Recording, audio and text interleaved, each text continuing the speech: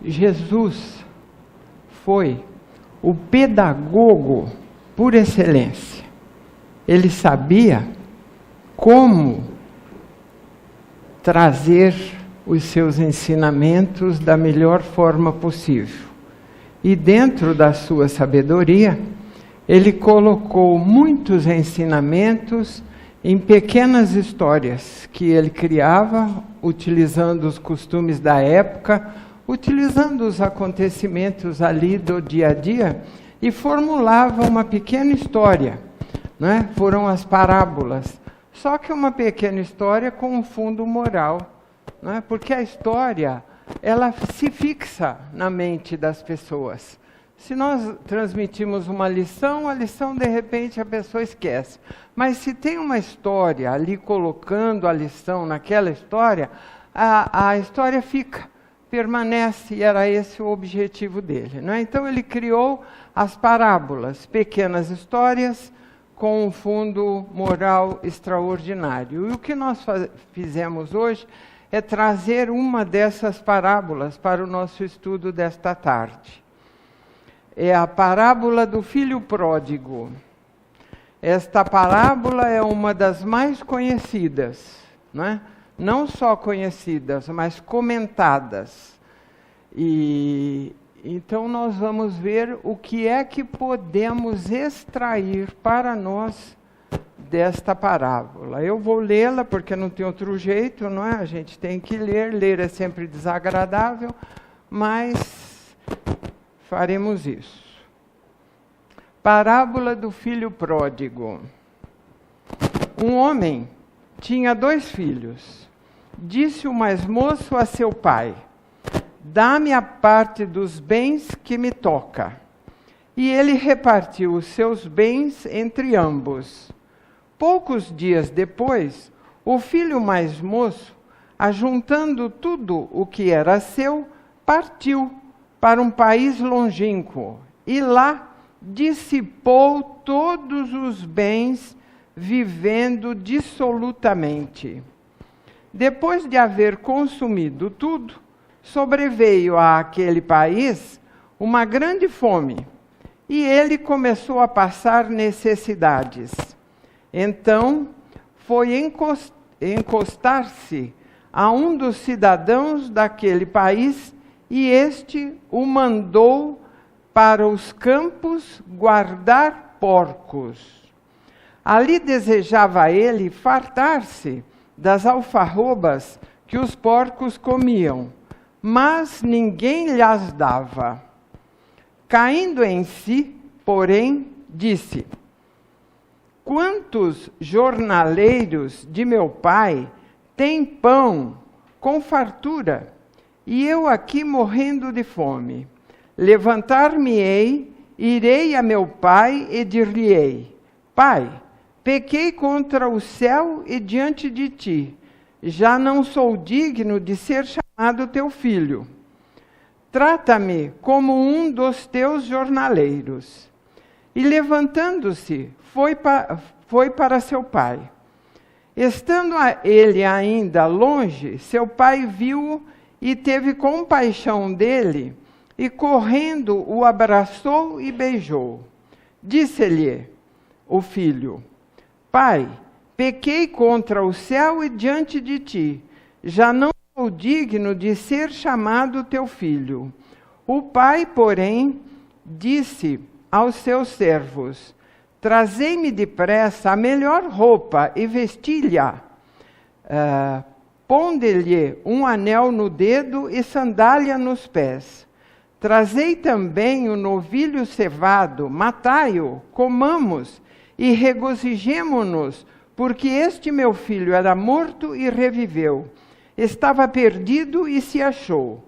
E começaram a regozijar-se. Ora, o seu filho mais velho estava no campo. Quando foi chegando em casa, ouviu a música e a dança. E chamando um dos criados, perguntou-lhe o que era aquilo. Este, o criado, lhe respondeu: chegou teu irmão, e teu pai mandou matar o novilho cevado, porque o recuperou com saúde. Então ele se indignou e não queria entrar. E saindo seu pai, procurava conciliá-lo. Mas ele respondeu a seu pai: há tantos anos que te sirvo, sem jamais transgredir uma ordem tua, e nunca me deste um cabrito para eu regozijar-me com meus amigos. Mas quando este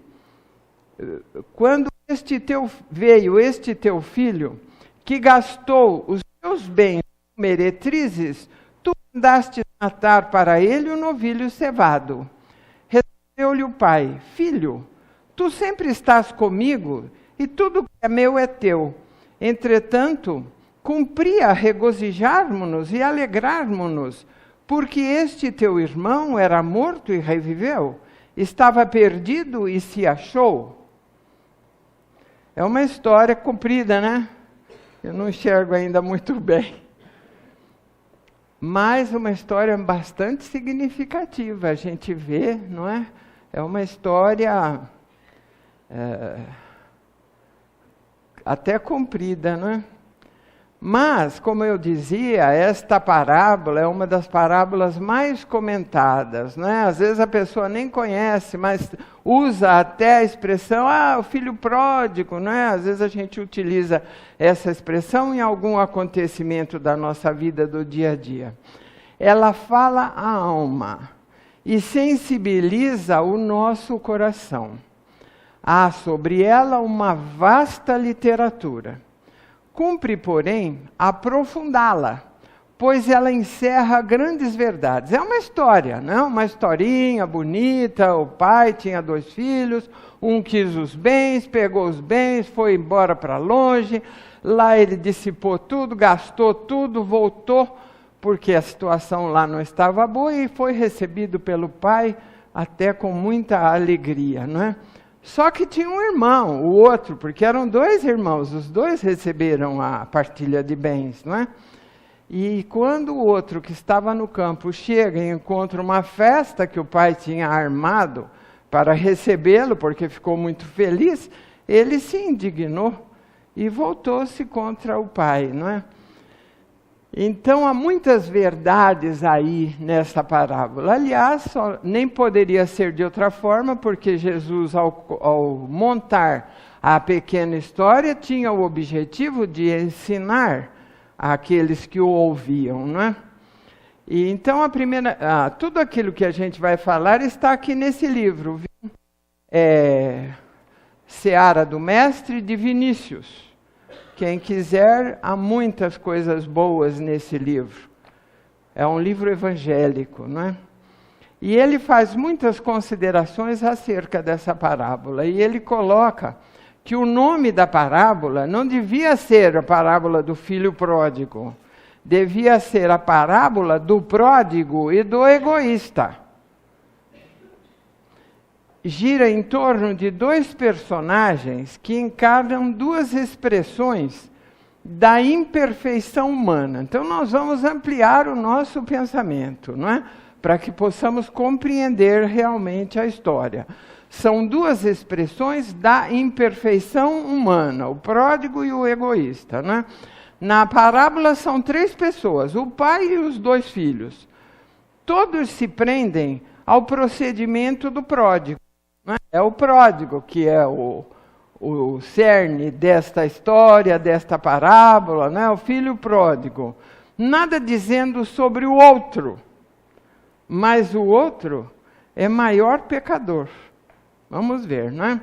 O pai é Deus, os 2 filhos são os homens pecadores de todos os matizes. Quem são os homens pecadores de todos os matizes? Nós. O mais moço, o pródigo, é a personificação daquele que se entrega desvairadamente aos prazeres sensuais, buscando na gratificação dos sentidos toda satisfação e consumindo nisso as riquezas herdadas do pai.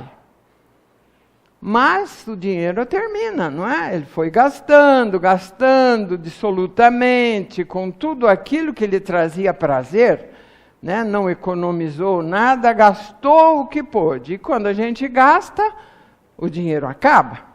Empobrecido, arruinado, faminto e roto.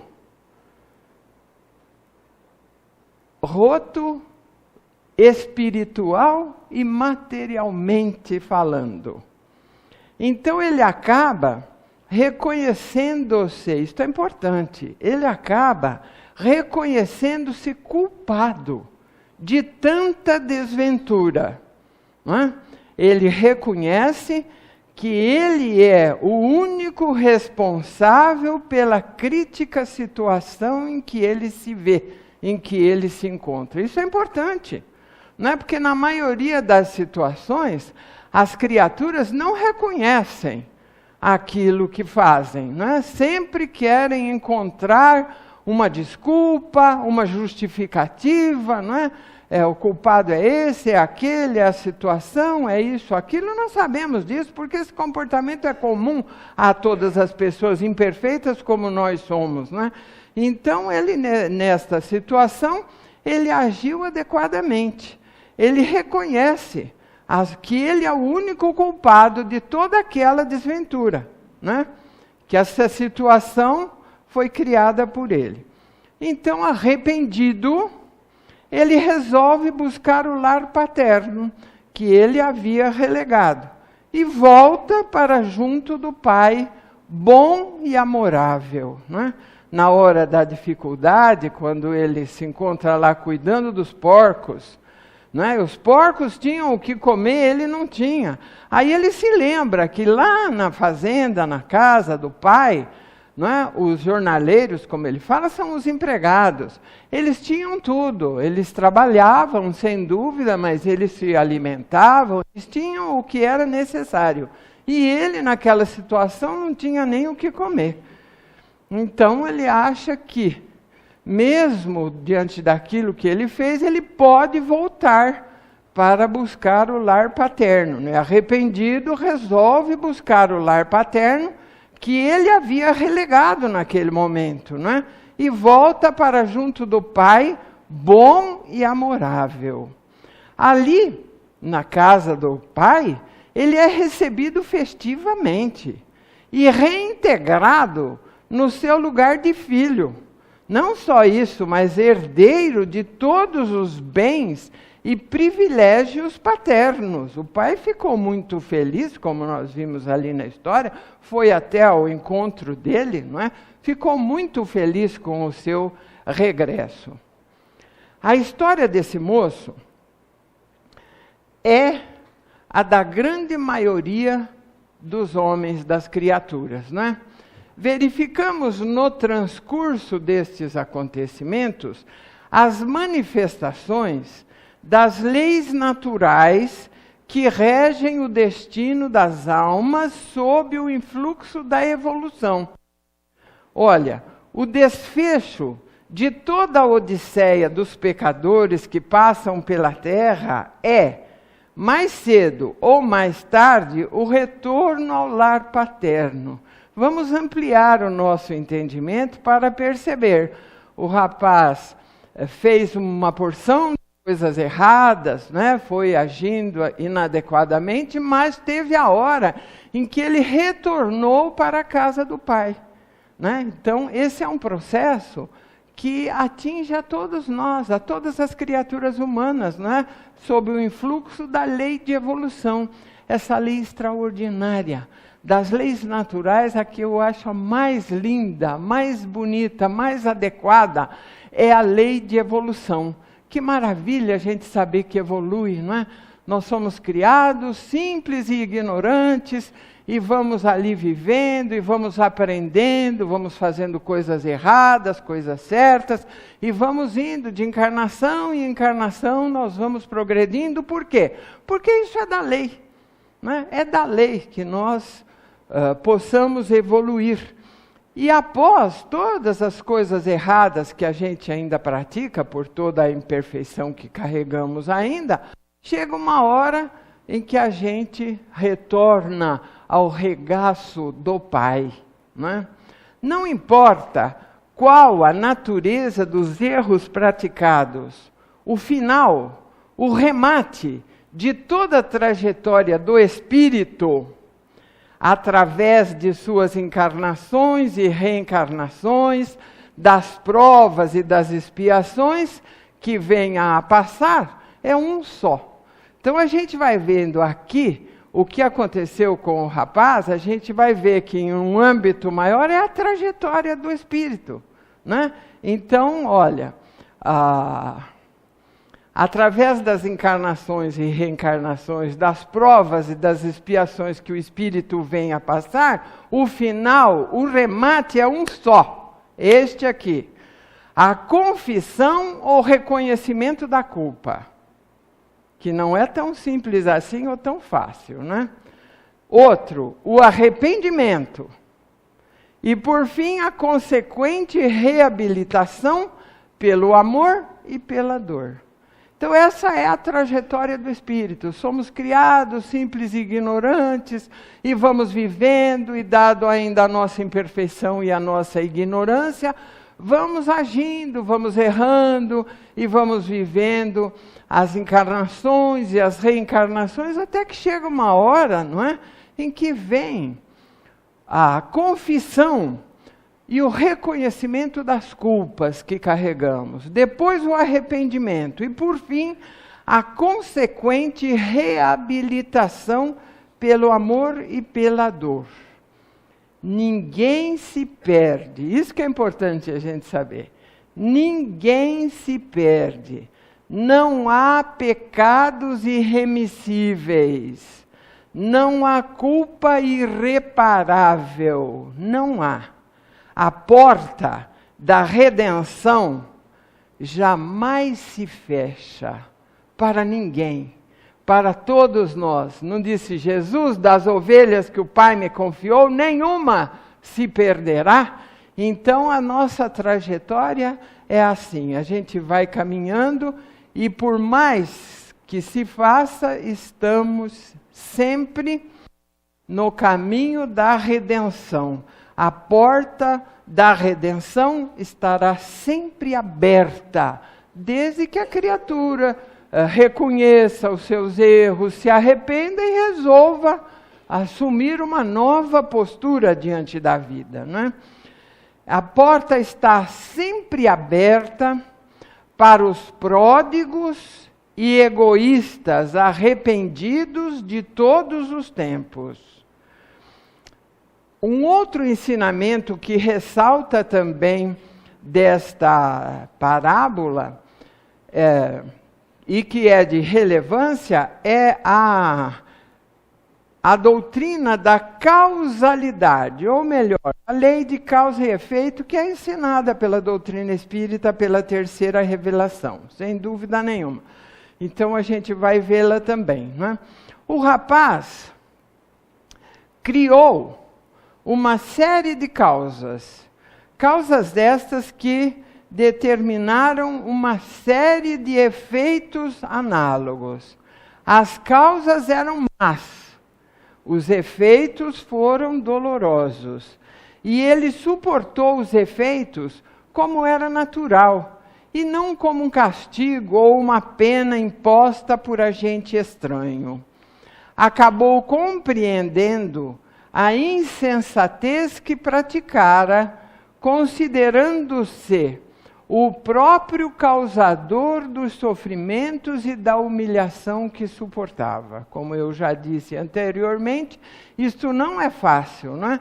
As criaturas muitas vezes erram, cometem desatinos e continuam, acham sempre alguém para responsabilizar, nunca reconhecem os próprios erros, nunca chegam a perceber que deveriam ter agido de uma outra forma, não é? Então, ele compreendeu a insensatez que praticara, não é? E que ele era o próprio causador dos sofrimentos e da humilhação que suportava. E o que ele fez, então? Reconhecido que ele era o responsável, o que ele fez? Ele tomou, então, espontaneamente, por si mesmo, e não obrigado ou coagido, a resolução de emendar-se. E assim o fez. Nós vemos aqui o esforço individual da criatura, porque nós vamos acabar nos enxergando também no filho pródigo, não é? Porque nós temos as nossas imperfeições e sabemos, como eu até disse de começo, da necessidade que temos de melhoria espiritual. E esta melhoria espiritual só será realizada pelo esforço individual de cada um de nós. É um trabalho que ninguém pode fazer por nós, jamais, ninguém, não é? Independe do exterior, processa-se no interior da criatura. Por isso que às vezes a gente fala sempre, né? As coisas acontecem de dentro para fora. Você pode, às vezes, dar conselho a uma criatura, os pais falam para os filhos, ou um para outro, os amigos, tudo, nada adianta, a coisa tem que vir de dentro, não é? É a própria criatura que vai encontrar dentro dela o amadurecimento necessário para reconhecer as suas necessidades. Porque às vezes a criatura comete um monte de desatinos e continua cometendo, e alguém fala, o outro dá um conselho, mostra, faz enxergar, não vê nada. Continua com aquele tipo de vida. Por quê? Porque não é de fora para dentro. Mas a gente insiste, né? Principalmente os pais com os filhos, ou com amigos, ou pessoas queridas, a gente gosta de dar uma opinião, de dar um conselho, de mostrar, né? Quantas vezes a gente fala, ele não enxerga, né? Está cometendo lá um desatino, mas não enxerga. Por quê? Porque tem que amadurecer por dentro, tudo tem a hora. Enquanto não vier de dentro aquele desejo de melhoria espiritual, de mudar de vida, de extirpar de si aquelas coisas inadequadas, não acontecerá. É o esforço individual. Isso chama-se o acordar. Todos nós passamos por esta fase. Aliás, a gente até tem muitos acordar, não é? Acordou, não é? Acordar, ele independe do exterior, ele vem lá do interior. A criatura acorda, não é? De repente, alguma coisa acontece, ou o amadurecimento se faz, e a pessoa acorda para a realidade da vida, acorda para as suas necessidades, acorda para uma vida melhor, né? Tem que ter esse acordar. Esse acordar pode acontecer tanto no mundo material como na dimensão espiritual também, viu? Às vezes a gente vai acordar para as nossas necessidades na dimensão espiritual. Aí volta para cá cheio de projetos, cheio de planos, né? Ingressa na carne outra vez, às vezes consegue e às vezes não consegue, cai de novo nas mesmas situações, né? Então esse acordar é importante, não é? Deus é imutável e o seu atributo principal é o amor. Amor que é inteligência, vontade e sentimento.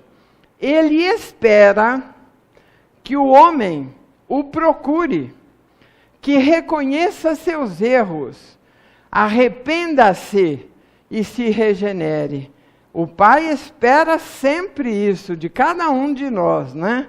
Deus é a chama divina da vida.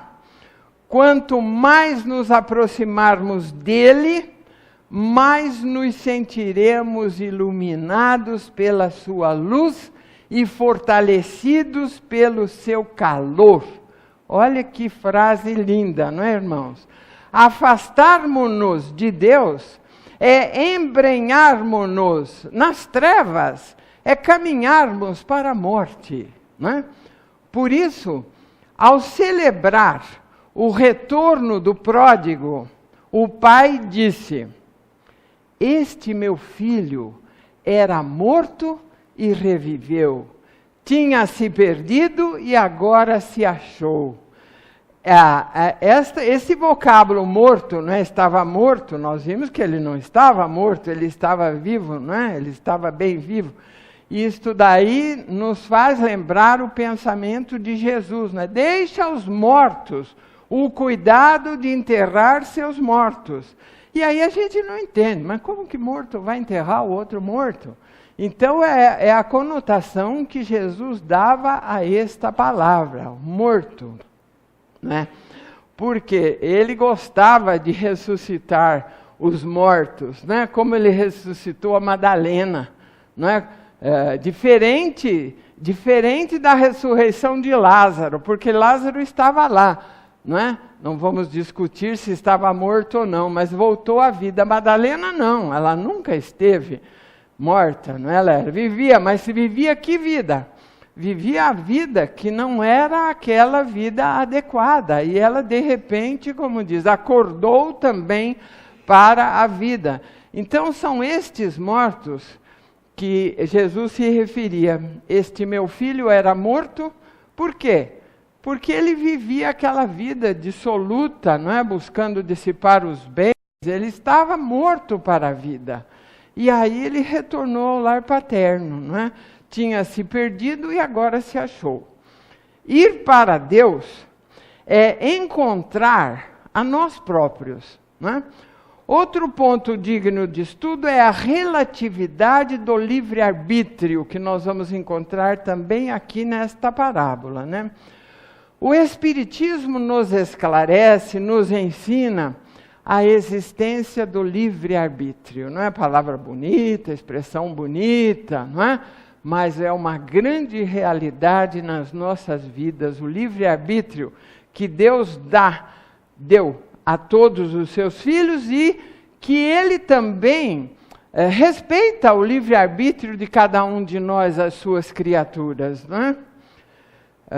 Se não houvesse o livre-arbítrio, nós seríamos joguete das circunstâncias que nos cercam, não nos cabendo responsabilidade alguma pelos nossos atos bons ou maus. Não é? Não, nós não teríamos responsabilidade, nós seríamos conduzidos na nossa vida. Tudo acontece como tem que acontecer, às vezes a gente até fala, né? Parece que algo está nos conduzindo. Não é assim que as coisas funcionam. Nós temos sim a capacidade de escolha, nós temos a possibilidade de escolher sim, né? Então nós temos o livre-arbítrio. Mas cumpre assinalar a sua relatividade. Quanto mais atrasado o espírito, menor a soma de livre-arbítrio que ele pode desfrutar. Perceberam, irmãos? Quanto mais atrasado o espírito, menor é a soma de livre-arbítrio que ele pode desfrutar. À medida que vai progredindo e aperfeiçoando-se moral e intelectualmente, a sua esfera de ação dilata-se, amplia-se, até que ele adquire completa liberdade. Daí dizer o mestre: se permanecerdes nas minhas palavras, sereis verdadeiramente meus discípulos, e conhecereis a verdade, e a verdade vos libertará.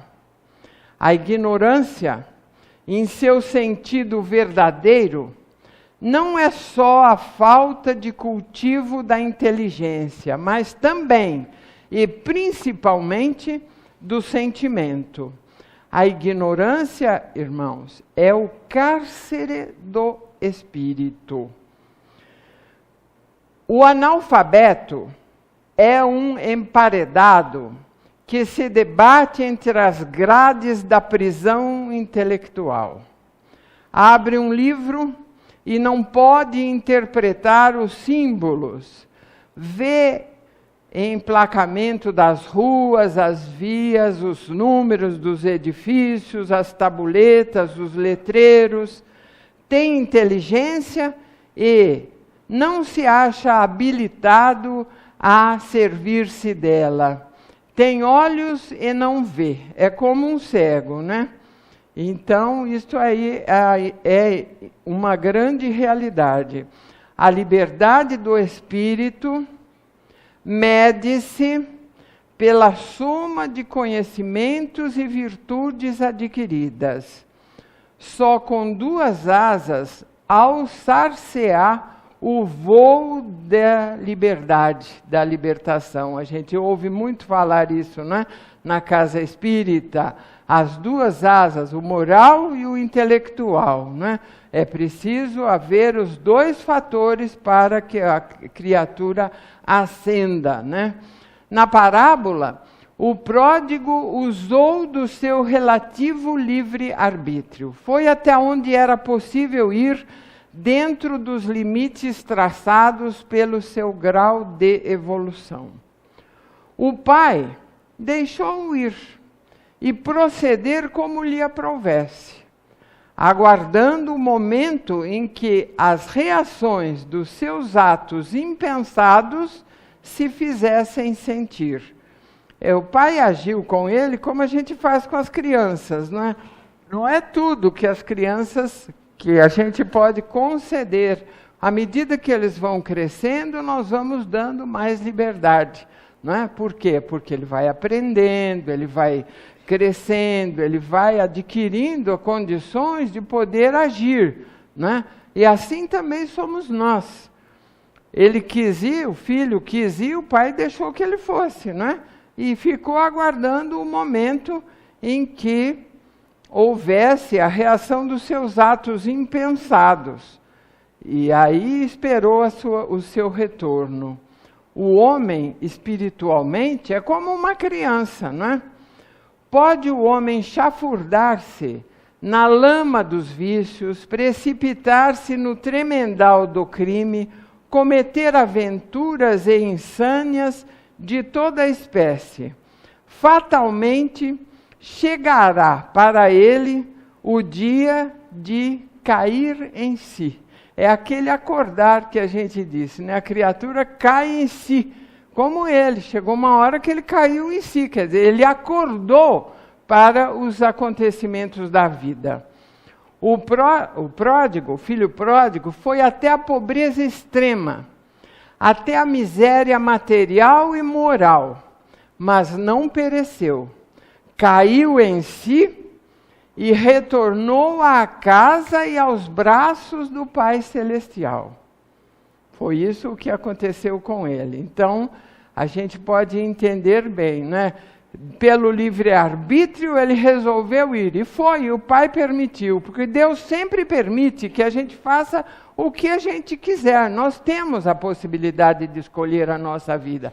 Podemos ir por esse caminho, podemos ir por aquele, Deus respeita, não é? Deixa. Às vezes a coisa está aqui, a criatura precisa ir ali, em vez dela ir tão facilmente, ela faz isso, né?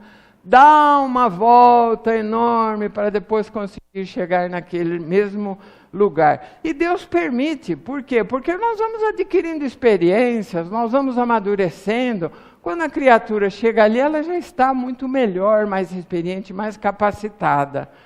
É isto o que acontece, né? Então, ele quis ir embora, ele foi, fez o que achou que devia, e aí vieram as consequências daquilo que ele realizou. Ele passou fome, passava necessidade, aí ele se lembrou, né, da casa do pai e viu que se a situação estava difícil, ele era o único culpado. Ele criou aquela situação. Cabia-lhe agora retornar aos braços paternos, né? O pródigo, quando a gente lê essa parábola, o pródigo faz jus à nossa simpatia. A gente tem simpatia pelo pródigo. Por quê? Porque ele é um pecador confesso. Errou, sofreu as consequências do seu erro, reconheceu-se culpado implorou e obteve a misericórdia do Pai. Isto é uma situação que, quando a gente lê, é agradável a nós. A gente fica até simpatizando com ele, né? Olha o que ele fez. Foi, errou, fez isso, fez aquilo, mas reconheceu o erro e retornou sobre os próprios passos, né? Então, quando há esse retorno, isso aí é até agradável. Pela sinceridade do seu gesto e pela humildade da sua atitude, ele atrai a nossa indulgência. Mais do que isso, ele conquista o nosso coração. O pródigo.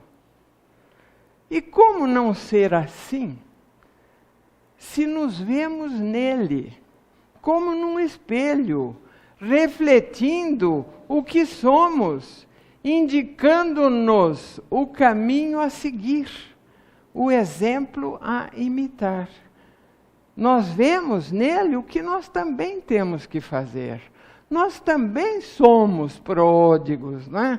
Nós também nos afastamos muitas vezes de Deus, do caminho adequado, das ações corretas, né? A gente se deixa levar por todas as ilusões da vida e se afasta, buscando muitas vezes até o próprio interesse, né? O delito do pródigo é incontestavelmente menor do que o do seu irmão, apesar de ter esbanjado dissolutamente a herança paterna. Olha que interessante, irmãos. Sua culpa, a culpa do pródigo, indica fraqueza, não maldade. Ele fez mal? Sim, fez. Mas a quem ele fez mal? A si próprio, a ele mesmo, não é? Não envolveu a ruína de terceiros com as suas aventuras, não ocasionou dor física ou dor moral ao seu semelhante, não ofendeu ao seu próximo. Foi insensato, leviano, boêmio, perdulário, prejudicando-se a si mesmo. Ele fez tudo isso, não é? Mas prejudicou a ele mesmo. E o egoísta? O irmão. Agora nós vamos ver a situação do irmão. Com sua aparente santidade, gabando-se de jamais haver infringido as ordens e preceitos paternos. Então havia 2 filhos, né? Um era obediente, ficava ali junto do pai, obedecia tudo que o pai dizia, e o outro quis dar um grito de independência e foi embora, levando todos os bens. Deu-se mal, voltou, e o pai o recebeu. Agora vamos ver a atitude deste outro, que ficava ali junto do pai, né? Na sua impiedade manifesta e ostensiva, não querendo tomar parte no banquete promovido pelo pai, em regozijo ao regresso do irmão, ele nos mostra toda a aridez e secura de sua alma. Olha, irmãos, o pródigo, com todas as insânias que praticou, não feriu tão gravemente os sentimentos paternos, de modo tão desalmado e cruel. Olha, o pai ficou muito mais ferido com a atitude deste do que com a atitude daquele. Percebem, os irmãos? Esta personagem é a encarnação viva do egoísmo, pretendendo monopolizar a herança e o convívio paterno. Olha, irmãos, o egoísmo, e quem de nós não é egoísta? O egoísmo ainda é a chaga social né? Como nos fala lá o Evangelho. Todos ainda somos incrivelmente egoístas, né? Esta é uma das nossas imperfeições mais difíceis de ser extirpada de nós. Nós somos egoístas, não é? Nós ainda buscamos o nosso interesse, nós em primeiro lugar, em segundo, em terceiro, em quarto, né? Sempre nós. E por último, lá atrás, na fila, e aí a gente vai pensar nos outros, né? Somos egoístas até inconscientemente. A gente até, se alguém perguntar, você é egoísta? Vai falar, não, eu não sou, né? Mas somos, né? O egoísmo é uma chaga mesmo, uma imperfeição das mais difíceis. E ele demonstra, então, todo o egoísmo que lhe vai no coração. Que importa? Vamos fazer o raciocínio agora. Que importa que ele não houvesse dilapidado o seu pecúlio, se revelou mesquinho, irritando-se com o retorno do seu irmão e a maneira afetuosa com que o pai o recebera. Ele ficou irritadíssimo, não é? Quando o irmão voltou, ao invés de ficar contente, feliz, como disse o criado, porque seu pai o recuperou com saúde. Não, ele não ficou feliz, ele ficou muito irritado, né? Irritou-se de forma assim muito grande, a ponto de não querer nem entrar na casa. Ele não quis entrar na casa, onde tinha lá a festividade, né? E aí a gente pergunta então, onde é a sua santidade? É o santinho do pau oco, né? Como a gente costuma ouvir nessa expressão. Estará a sua santidade, acaso, nas virtudes negativas? Virtudes negativas? A gente tem virtudes negativas. Eu não bebo, não fumo, não matei ninguém, não roubo, não falo mal dos outros, não isso, não aquilo, não. São as virtudes negativas, né? Estará a sua santidade, por acaso, nas virtudes negativas? Não é com virtudes negativas que se cumpre a lei e se conquistam os tabernáculos eternos? Não. O homem pode cultivá-las, sendo, contudo, infrator do código divino. Virtude negativa quer dizer abstenção do mal. Mas o homem, a criatura humana, pode abster-se do mal visando somente o proveito próprio, né? Ela pode, ela não faz por quê? Porque eu tenho um nome a zelar. Não tem isso daí, a pessoa não faz nada de errado porque eu tenho um nome a zelar, eu tenho uma posição na sociedade. Vistou se alguém me vê fazendo tal coisa? Né? Então, não é porque adquiriu a santidade, não. É porque é do seu interesse, visando somente o proveito próprio, ao seu bem-estar e ao conceito e à fama que a criatura possui. Então, ela não faz, não é porque conquistou a bondade, é porque aquilo vai pegar mal. Como se diz na gíria, né? Vai pegar mal. Que prova semelhante atitude, senão requintado egoísmo? Não procede mal para não comprometer-se, para zelar pela sua integridade imoral. Sim, imoral. Porque tal indivíduo não passa de um bom aparente, um santo grosseiro, uma vez que é incapaz de atitudes generosas e altruístas em prol dos semelhantes. Mas tem, não é? Tem pessoas, tomara que a gente não seja, né? Porque quem avalia cada um de nós é o próximo, não é? A gente se acha ótimo, não é? Não é assim? A gente se acha muito bom, com todas as qualidades. Ruins são os outros.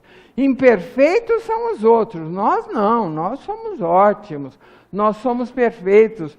O juízo que a gente faz de si próprio é muito alto, né? E às vezes quando alguém fala alguma coisa que a gente ou fez, nós nos irritamos, nós não acreditamos, a gente até deixa de ser amigo daquela criatura, porque ela descobriu alguma coisa que nós ainda nem percebemos que temos. Então é assim, né?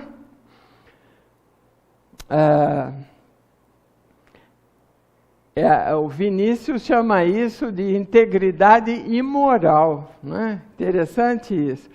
É porque a criatura é incapaz de qualquer atitude generosa. Olha, não essas criaturas, né? Ele se refere assim, não arrisca um fio de cabelo na defesa de um inocente ou de uma causa justa.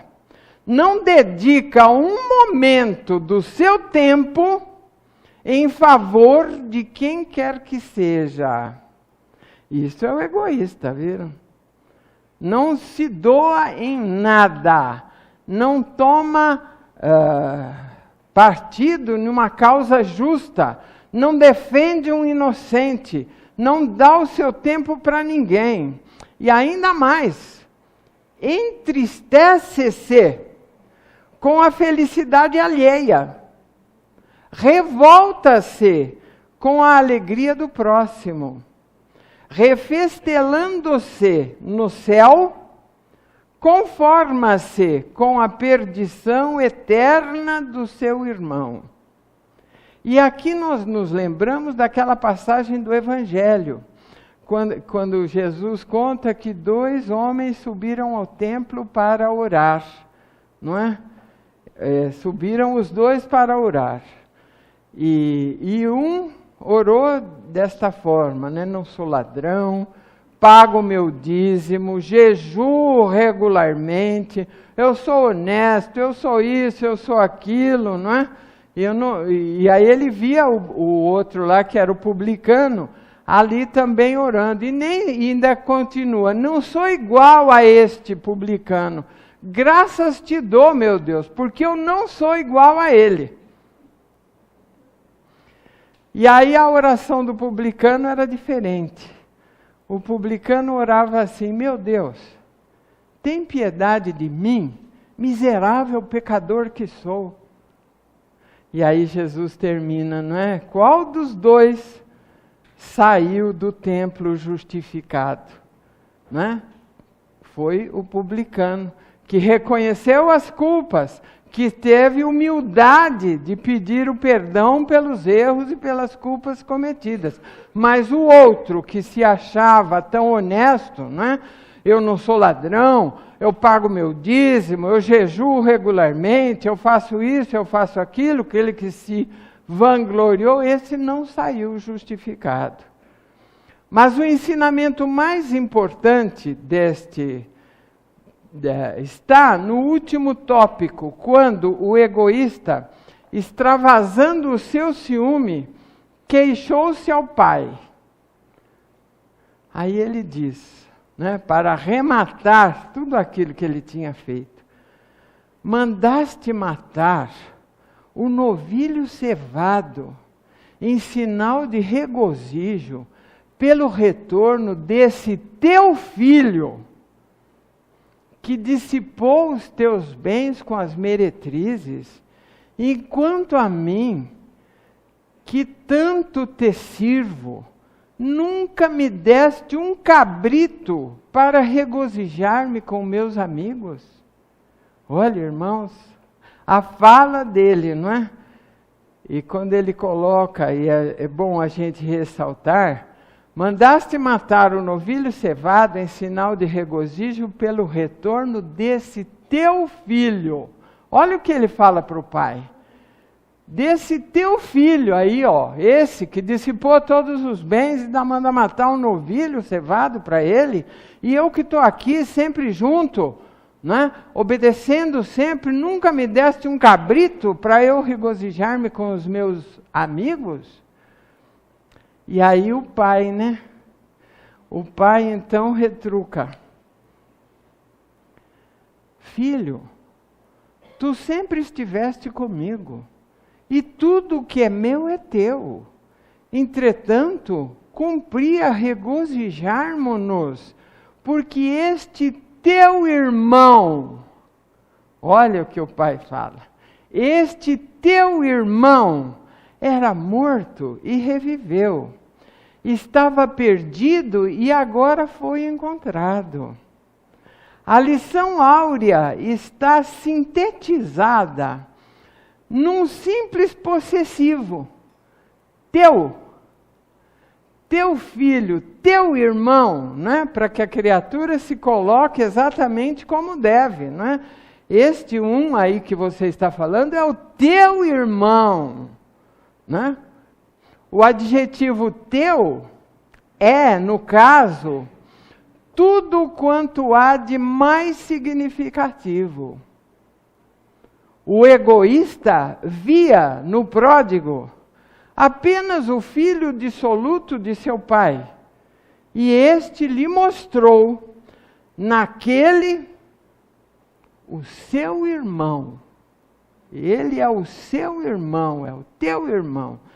Que importam seus erros e devaneios? Ele é teu irmão, né?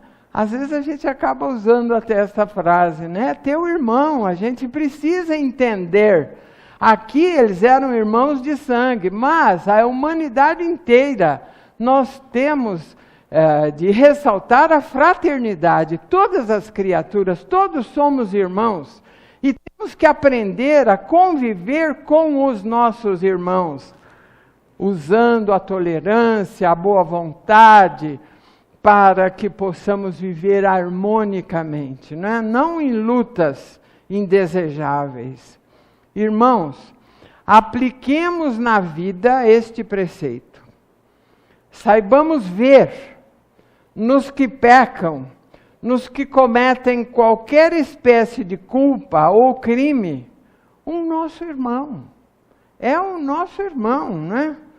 O dia da sua redenção será festivo no céu. Alegremo-nos com Deus. A casa do Pai é bastante ampla para agasalhar todos os seus filhos. Todos somos filhos de Deus. E temos que ter tolerância, compreensão, indulgência, perdão, caridade uns para com os outros, porque de tudo isso nós também somos necessitados. Na medida em que a gente tem indulgência dos outros, também os outros terão de nós. E nós temos todos esses defeitos também. Não adianta a gente se colocar no pedestal e ficar olhando os defeitos dos outros. Nós somos todos iguais. Num momento a gente tem uma determinada imperfeição, no outro momento outra, porque ainda estamos construindo as virtudes dentro de nós, mas elas ainda não estão. Nós temos resquícios, né? Moramos no planeta de expiação e provas e temos em nós resquícios de virtudes. Estamos aí na luta, tentando, não é? Como eu falo sempre, não podemos viver distraídos. A gente tem que estar na luta para construir virtudes em nós. Então não podemos olhar os defeitos dos outros. Que Jesus nos abençoe, irmãos, e nos auxilie a ter olhar mais complacente para com os nossos irmãos de caminhada. Que assim seja.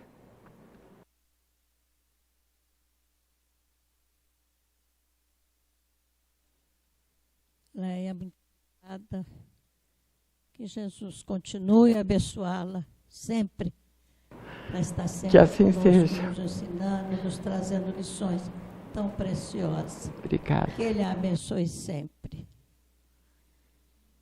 Querido mestre, bondosos amigos que nos assistem esta noite, esta tarde, mais uma vez, estamos aqui reunidos em nome de Deus e de Jesus.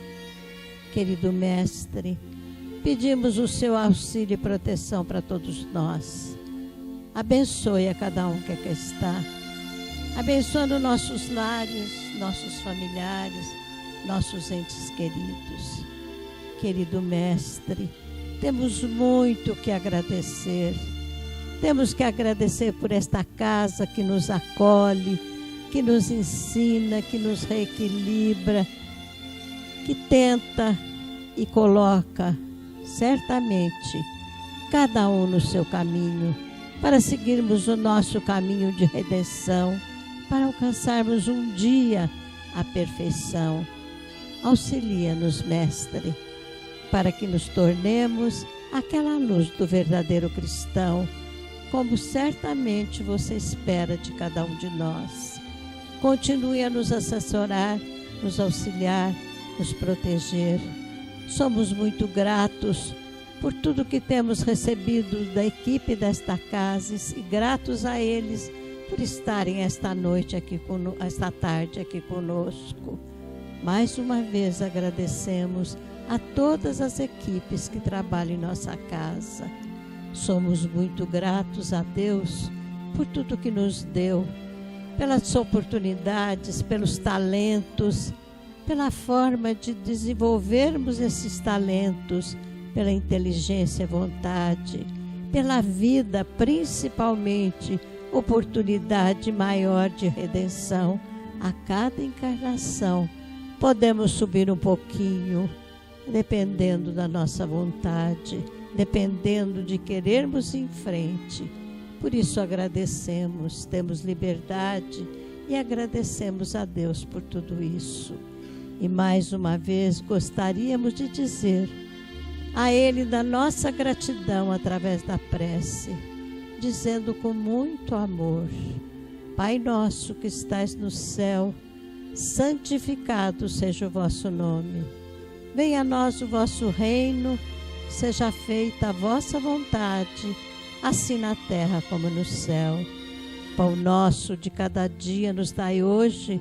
Perdoai as nossas dívidas, assim como nós perdoamos aos nossos devedores. E não nos deixeis cair em tentação, mas livrai-nos de todo o mal. Que assim seja. Mestre amado, continue a estar conosco, que possamos retornar aos nossos lares melhores do que aqui chegamos, um pouco mais de conhecimento e amor no coração. Possamos seguir em frente. Se conosco, Mestre, nos auxiliando no intento de melhoria e transformação de cada um de nós. E que possamos levar conosco, nesta tarde, esta paz que aqui encontramos. Continua conosco, Mestre, agora e sempre. Que assim seja.